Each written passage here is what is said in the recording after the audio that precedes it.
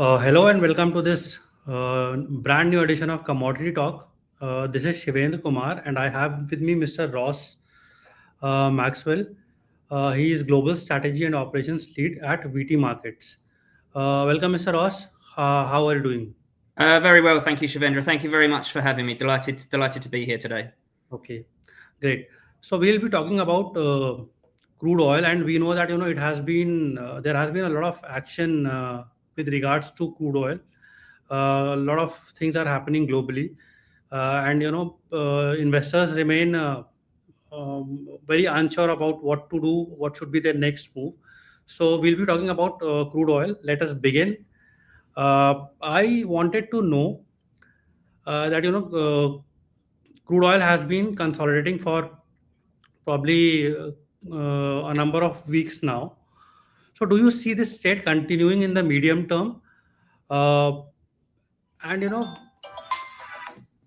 what will be what will be the impact of the increase in oil production, which will be undertaken by OPEC plus uh, on the prices along with the ongoing tariff tensions. Please Yeah, go ahead. I think yeah, exactly. So I mean, you're right. It's the oil has been in consolidation. It's been in a bit of a range now for several weeks. I think to understand that the overall context of the market on oil prices is still bearish. Since the beginning of the year, we've seen this sort of bearish pressure because of the things that you mentioned. The OPEC of increasing supply. We've got US increasing supply. We've got the tariff tensions going on. We've got contraction in US GDP as well, which potentially can have a knock-on impact in terms of the global economy and demand from Asia as well. So the overall context of the market is bearish, but we've now seen this sort of consolidation because we know markets don't move in straight lines. We don't see them just go down and down and down. So I think what we're seeing at the moment is just oil prices just waiting for a bit more clarity on the next move. I think all of the things that we mentioned there in terms of creating the downward pressure on oil prices, they still remain in the background. But I think as traders and investors, the things that we need to look out for is we need to see commentary from OPEC to see if there's a shift in their stance on increasing supply. If they tighten supply, that could change the dynamics a little bit.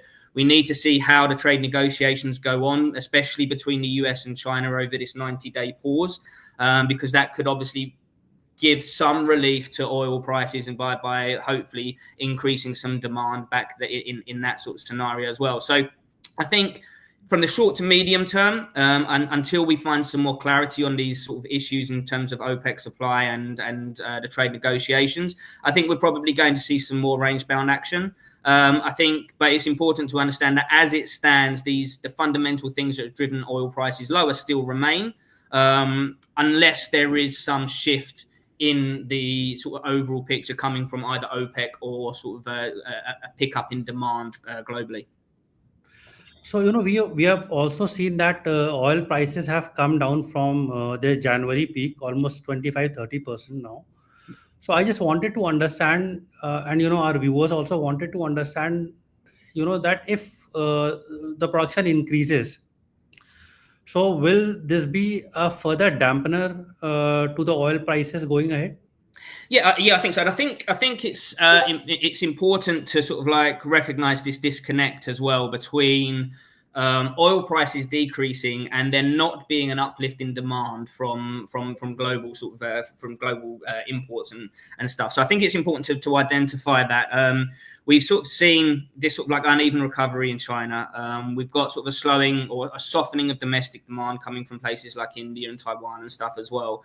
And I think what's important to recognize here is that it's clearly not price that is driving demand. It's the ongoing macroeconomic issues, which is sort of fueling the concerns and therefore fueling oil prices. So whilst they remain, if there is an increase in like, so basically because the price is lower, demand is not increasing. So there's not this sort of natural economic sort of supply demand balancing. The price is not increasing demand. So if the macroeconomic situation doesn't change and there continues to be an increase in production and supply, then yes, I think that could create more downward pressure on oil. Again, for the reasons that we spoke about in the last question as well. I think the overall context of oil prices as it stands is still very much on the bear side. So what you, I mean, basically what you imply is that, despite prices being down, the demand has not risen appreciably, and which is the worry point for traders or investors who are putting their money in crude oil. Yes, Okay. exactly. Yeah, yeah.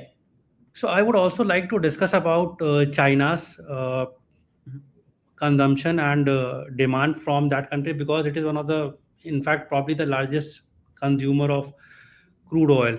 So in May, we saw that, we've read reports and we've seen that the demand has been hit, and we've also seen that the supply side or inventory side has risen. So how do you see this development, playing out Yeah. for the crude oil prices? Yeah, exactly. I think we've seen that in sort of like the first half of the year. We've sort of seen this sort of slowing of demand from China, and as you say, inventory is rising. And what we're seeing is a larger share of the imports going into storage. So I think China are sort of strategically stockpiling because of, one, because prices are a little bit lower, and two, because of ongoing geopolitical tensions around the world and potential supply chain issues for it. So they're stockpiling to make sure that they're covered. So I think this sort of trend will continue into the second part of the year as well.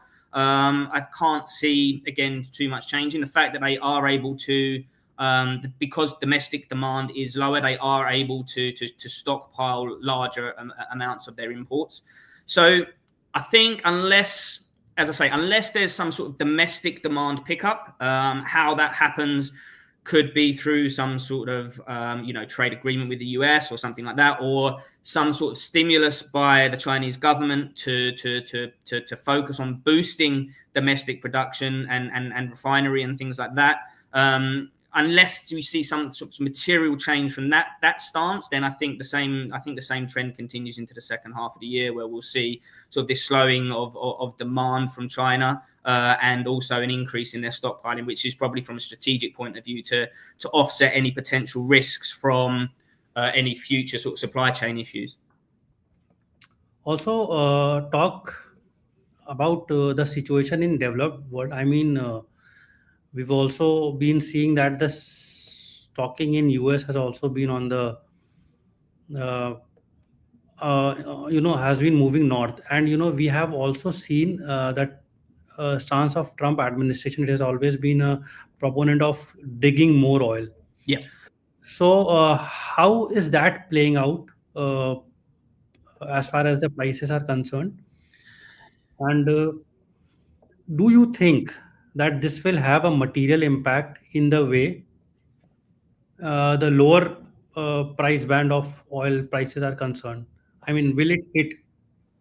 Is Yeah, it Yeah, again, so I mean, again, it just goes back to that sort of supply and demand basic economics. If the US are producing more oil, therefore there's a higher supply. If the demand isn't there, then it's going to drive prices lower. And I think obviously with the US supplying more of their own oil as well, they're going to import less. So I think, again, I think this sort of, Donald Trump's famous words when he was trying to get elected was "dig, baby, dig." Right? We're going to dig, baby, dig, and that's going to be their philosophy certainly over his presidency. That they're going to try and increase their own production and supply of oil, which then therefore has a knock on the global sort of supply as well. So, and obviously with OPEC increasing supply, it is this real sort of like oversupply of oil potentially, which is having this impact on oil prices. And again, unless there's some material change in that, then it's going to put downward pressure on oil prices for the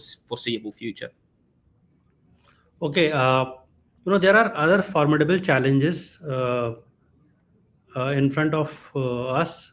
Which is, one is the ongoing Canada wildfires, and also the unlikelihood of Iran accepting Trump's nuclear deal. Yeah. So, in that case, I mean, first, I would like to understand the situation in Canada and how much impact will it have uh, in the near term on the oil prices, and also about the Iran situation, because if the sanctions are lifted, there will be more oil. But since there is an unlikelihood of this deal getting through, so will this development support uh, oil prices, and to what extent, sir?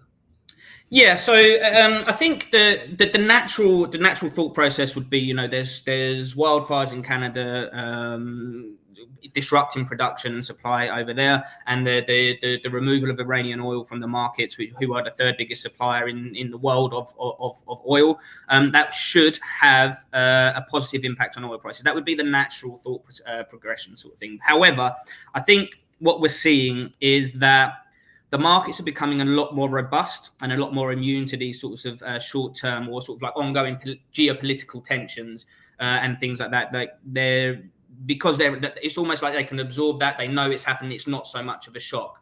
And if we take each individual component of that, you mentioned the Canadian wildfires. So obviously there's going to be disruption there to the supply from Canada. But it's not a new thing. We had the wildfires in 2016. So it's not a new phenomenon, and the markets are very forward looking. So they price these things in. If they see sort of seasonal disruptions, they can price it into the market. And I think that's what we're sort of seeing here. And also, Canada themselves, they will have strategically stockpiled reserves, so that it's happened before, it's happening now, and it will happen again in the future. They will have strategic reserves so that they can supplement the loss of production to mitigate any sort of like disruption of supply. And obviously some of it, as we mentioned earlier on, the US increase in their production, sort of like certainly in the Gulf and stuff like that. So whilst your natural thought progression is certainly around the Canadian wildfires might be that it's going to disrupt supply, there will be certainly the markets would have priced it in, and I think there'll be things in place to try and offset that disruption of the supply, which is why maybe you won't see as big a jump in oil prices as maybe the natural thought process would work.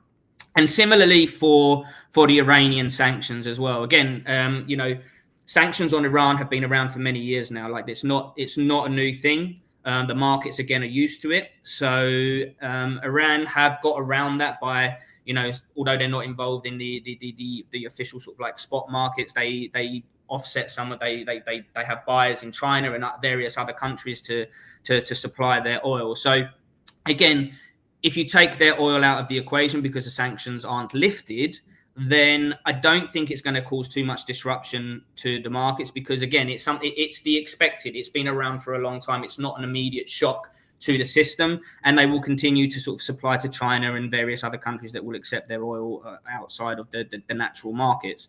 So I think what we're sort of seeing again is, like I say, unless there's some sort of immediate natural imminent shock to supply or demand in the markets, I don't think the market's going to react too heavily. I think they've become very robust to these sorts of things, and there's processes in place to try and mitigate supply from those sort of issues. So what is the range that you are looking at for Brent and the NYMEX crude for 2025? The Yes. Sorry. Sorry, was there? Yeah. Sorry. So basically, the range, the lower band and the upper band. In what range is the oil expected to move? Yeah, I think it will continue in its current range for now. I mean, I think again what we spoke about earlier on is sort of like this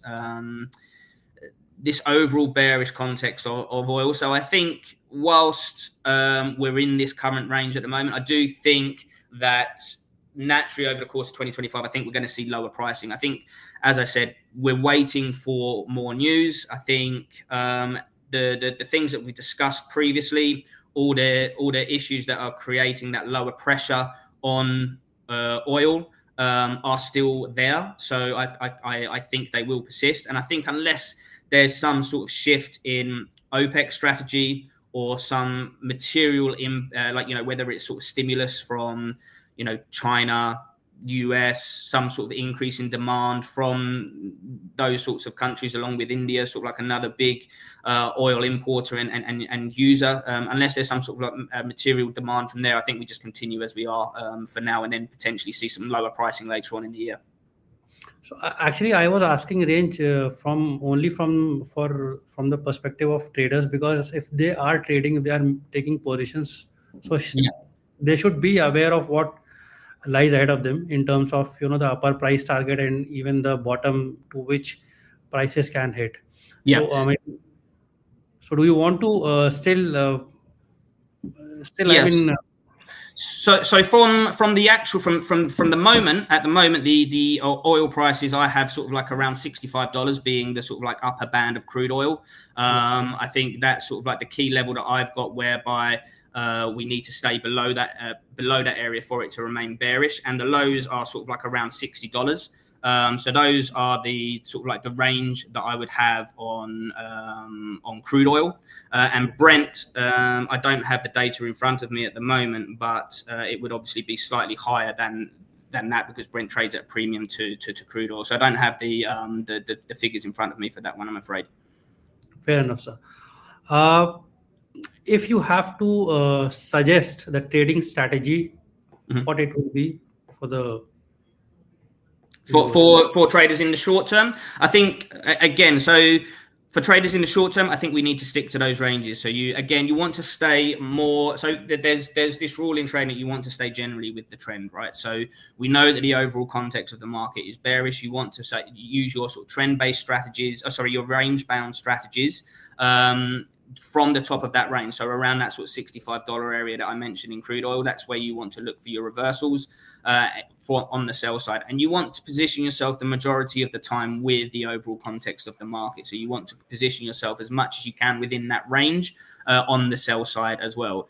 If we start getting above those levels, then obviously the overall context of the market may change and you may have to shift your bias. But in the short term, I think you want to stick to those range-bound strategies. And when you start breaking at the support levels, that's when you start to again look to trade those trend-based strategies. But for now, until that range is broken, until there's some sort of material change in the fundamental reasons driving oil prices at the moment, you want to stick to those range-bound strategies. Any specific suggestion for traders in India? Anything? Any specific? Sorry. Any specific suggestion for traders in India? I mean, we trade our oil on MCX. So any specific suggestion? No, I think again, it's just reiterating what I mentioned there in terms of keeping an eye on the fundamental reasons behind what is driving oil prices. I think that's the key thing with anything in trade, not just oil in a nutshell, but like any sort of context of trading. We want to keep an eye on the things that are going to drive that oil price. We want to make sure that we're aware of the overall picture of the market, both from a fundamental and a technical point of view, and let that drive our decisions rather than what we want to see. We want to make the decisions based on rational thought process around the technical levels and also the fundamental things driving oil prices. Okay. This brings us to the end of our show. Thank you, Ross, for sparing your time. It was lovely chatting with you. Thank you very much for having me, Shavendra. It's been a pleasure. Okay. Bye-bye. Thank you. Bye-bye.